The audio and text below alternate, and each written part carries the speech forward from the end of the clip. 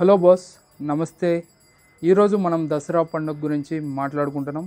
So చలో with Shekhar.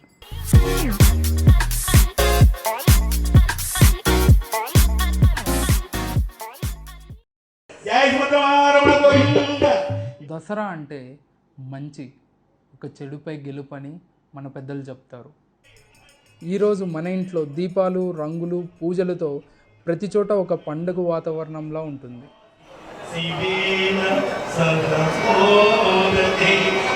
ఈ పండుగని మన ఫ్యామిలీ, ఫ్రెండ్స్ అందరితో కలిసి చాలా సంతోషంగా జరుపుకుంటాం. దసరాకి 2 ముఖ్యమైన కథలు ఉన్నాయి. అందులో మొదటిది, మహిషాసుడు అనే రాక్షసుడు తపస్సు చేసి ఒక వరం పొందాడు. తనని ఒక స్త్రీ తప్ప ఎవరు చంపలేరని. దానివలన మహిషాసుడు అనే రాక్షసుడు దేవుళ్ళని, మనుషులని చాలా ఇబ్బంది పెట్టేవాడు. అప్పుడు దేవుళ్ళందరూ కలిసి ఒక శక్తిని సృష్టించారు, శ్రీ ఆది పరాశక్తి దుర్గాదేవి.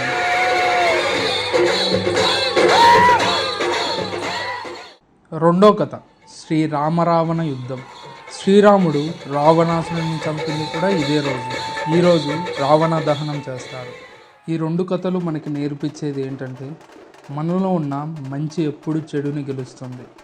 దుర్గాదేవి మహిషాసురుడు అనే రాక్షసుని చంపిందంటే మనలో ఉన్న చెడు, అహంకారం, కోపం మీద మనం గెలవడం, మనలో ఉన్న భయం వదిలేసి సత్యంతో ముందుకు వెళ్ళడం. శ్రీరాముడు రావణాసురుడిని చంపాడంటే సత్యం ఎప్పుడు గెలుస్తుందని అర్థం. ఇవి కథలు మాత్రమే కాదు, మన జీవితంలో కూడా ఇదే నిజం. భారతదేశంలో దసరా పండుగ వివిధ ప్రాంతాలలో వివిధ రకాలుగా జరుపుకుంటారు. తెలంగాణలో బతుకమ్మ, ఆంధ్రప్రదేశ్లో ప్రత్యేక పూజలు చేస్తారు. మైసూర్లో దసరా చాలా ఘనంగా జరుపుకుంటారు. నార్త్లో రామ్లీల నాటకాలు, రావణ దహనం జరుగుతుంది. బెంగాల్లో దుర్గా పూజ చాలా పెద్ద పండుగలా చేస్తారు. పిల్లలు టపాసులు కాలుస్తారు, పెద్దలు భక్తితో పూజలు చేస్తారు. దసరా అంటే ఒక భక్తి, సంతోషంతో ఉండే పండుగ. మొదటి అవతారం శైలపుత్రిదేవి.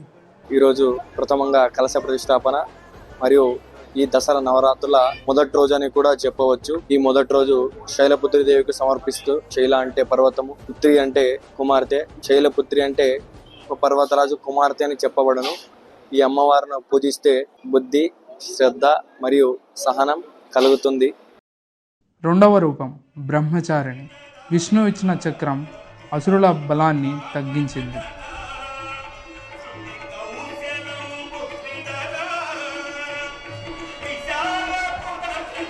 ఈరోజు 3వ రోజున ఘంటాదేవి రూపంలో భవానీదేవి అలంకరణం మనకు దర్శనమిస్తుంది. అందులో భాగంగా అమ్మవారు భక్తికి, జ్ఞానానికి, శక్తికి, శాంతి స్వరూపిణిగా శ్రీ భవానీదేవి మనకు దర్శనమిస్తుంది. అందులో భాగంగా అమ్మవారికి ఇష్టమైన పుష్పములు, మల్లెపూలతో అమ్మవారికి పూజ చేస్తే చాలా విశేషంగా, అద్భుతంగా మనకు ఫలిస్తాయి. 4వ రూపం సూర్య మరియు వాయువు ఇచ్చిన బాణం, విల్లు యుద్ధంలో గెలుపు తెప్పించింది.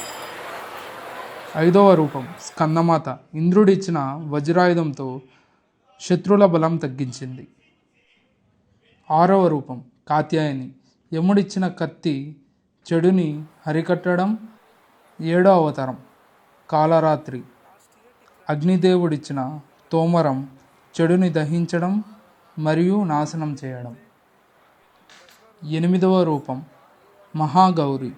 కుబేరుడిచ్చిన గద శత్రువుల భయం తగ్గించడం. 9వ రోజు సిద్ధిదాత్రి. కీటకం మరియు సర్ప ఆయుధం మహిషాసురుడి మీద చివరి యుద్ధంలో బలం చూపించింది. దేవి మహిషాసురుడితో 9 రోజులు యుద్ధం చేసి 10వ రోజున ఆ రాక్షసుడిని చంపింది.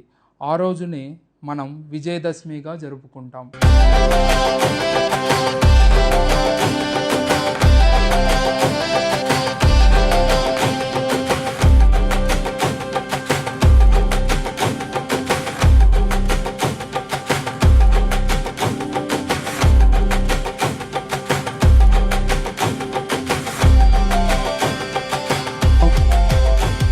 రావణాసుడికి 10 తలలు ఉన్నా కూడా తన జీవితంలో కూడా కొన్ని లోపాలు ఉన్నాయి.